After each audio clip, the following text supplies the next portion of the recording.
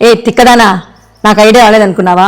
మీ బావకి చెప్తే నేను స్వశక్తి నిలబడల్లా, కష్టపడి నేను పైకి రాలా, నేను ఎవరి డబ్బులు తీసుకోనని బిల్డప్లు ఇచ్చినాడే. ఏం చేద్దాం మళ్ళీ?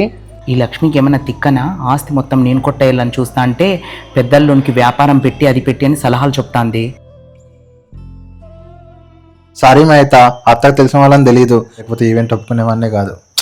మీరెందుకండి సారీ చెప్తున్నారు? దీంట్లో మీ తప్పేం లేదు. అయినా మన లైఫ్ లో జరిగే ప్రతి ఒక్క మూమెంట్ ని క్యాప్చర్ చేసేది ఫోటోనండి. ఆ ఫోటోగ్రాఫర్ మీరు ఎందుకు నేను చాలా గర్వపడుతున్నానండి.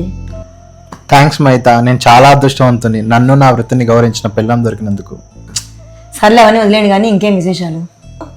ఏం లేదు మహిత, పొద్దున అమ్మ కాల్ చేసింది. తమ్ముడు ఇంట్లో అస్సలు ఉండట్లేదంట, ఆవారగంట లెక్క తిరుగుతుండంట.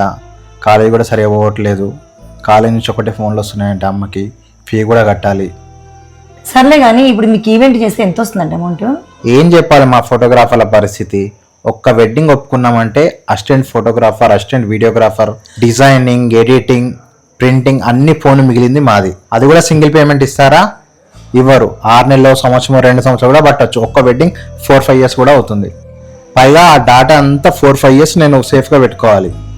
ఇవన్నీ చేస్తే కానీ 10-20 మిగులుతాయి మాకు లాస్ట్కి. మరి ఫోటోగ్రాఫర్కి ఇన్ని కష్టాలా అండి? నిజంగా ఫోటోగ్రాఫర్ మీద ఒక సినిమా తీయచ్చండి. మనం చాలా చులకంగా అనిస్తాం కదా ఫోటోగ్రాఫర్ అని.